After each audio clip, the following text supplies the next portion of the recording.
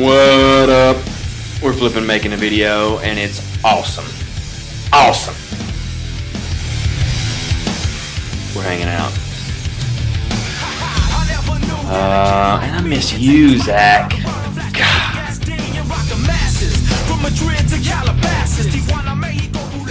Ladies and gentlemen of the congregation, do not kid yourself for 1 second. If you don't think Zach Reno is the most desirable human being on planet Earth. All of me wants to wrap my arms around you, Zach Reno, and just touch your man face.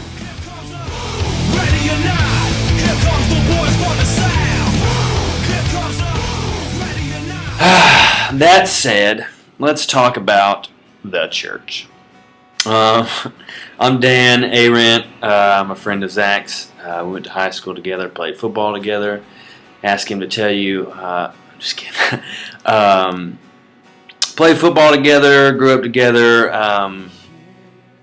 Zach is my brother in every sense of the word. So many times I have come to him just needing to talk and to be held accountable, and in every way he has been there for me, and so I'm very excited about the opportunity just to serve you guys in the way that Zach has asked with this video, just to kind of give an example of how legit the body is and how supportive the body is and the role of the body, and so much more than just a building, so much more than just a building in the U.S. For that matter. How awesome is the fact that we're a part of a body that is global, it's international. Believers here in East Asia, believers in Europe, believers in Africa, believers in the Middle East, South America. We're a part of that same body, and we share a common love, and that is Jesus Christ. And so be encouraged. Being a part of the body is a pretty awesome deal. But I guess Zach has asked me to talk about a few things here. Again, I'm Dan Aran. I'm from Birmingham. And maybe just kind of explain how I'm part of a work that's greater than myself. Currently, I'm serving overseas in East Asia as a part of the Journeyman program with the International Mission Board. Part of what we're doing here in East Asia is I'm working with the unreached people group called the Zhuang. And the Zhuang are the largest minority group here in East Asia, about 1.4 million. But out of that 1.4 million, there are only about 500 known believers. So if you do the math, that is 0.0003%. It's not even 0.5% of the population of Zhuang know or have even heard of the name of Christ. That is it's a sad statistic, but it is reality. And so part of our day-to-day work here in East Asia is obviously to make Christ known to the Zhuang. And the difficulties of that are a couple of things. They are very isolated. They live in a mountainous region here that can take the shortest route, about 8 hours by bus, just to reach the town. About 4 hours into the mountains just to get to the first village, and so they're way out there.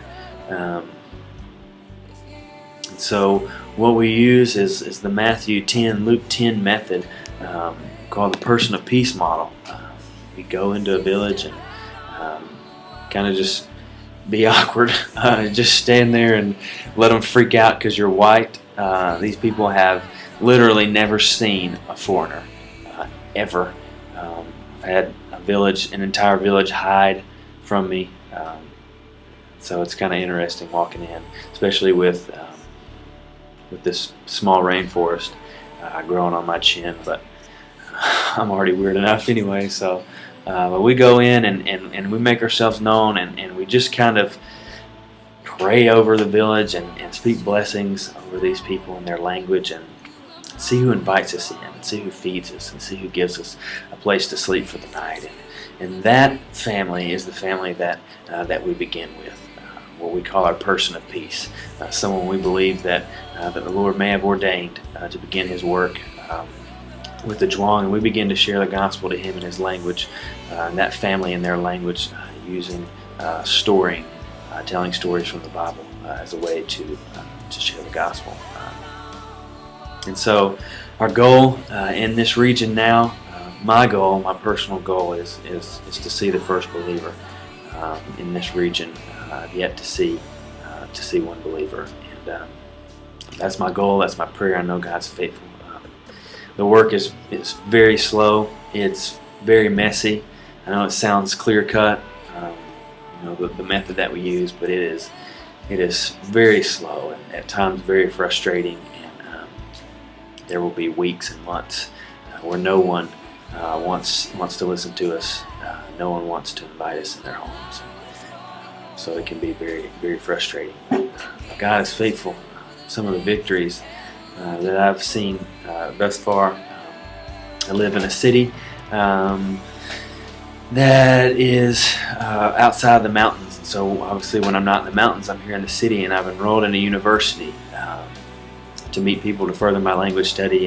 And two of my closest friends separately have approached me and shared that they're seeking for something, seeking for life, seeking for joy.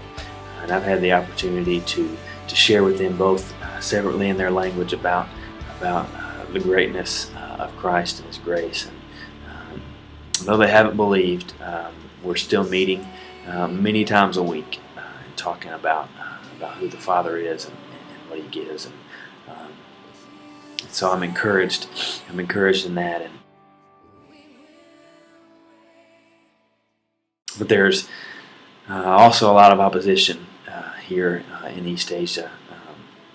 I mentioned that the isolation of our people group, and also the government. The government does not allow for proselytizing, which is the sharing of the gospel or distributing of gospel materials. Obviously, that's what we're here to do, so we have a barrier. So we have to be very careful of how we approach that. We have to be very careful of who we talk to and how we talk to them, and who we build relationships with, who we trust. And it's hard. You can grow, cynical to everyone, and get to points where you're not sharing as much as you should. And so we constantly have to be on guard to share daily, whatever way possible, whether through our mouth, through the telling of stories, through the handing out of tracts. That is the reason we're here, and so we don't want to shy away from that.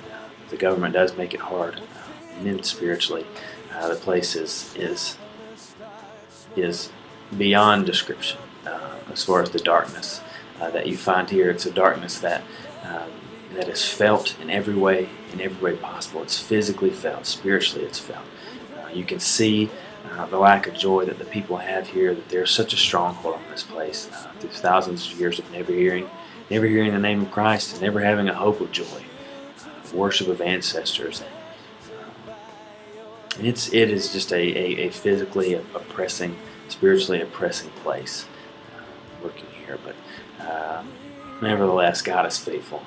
He never promised that it would be easy. And so we are comforted by the fact that He did promise that He would walk with us, and that He was faithful to His name.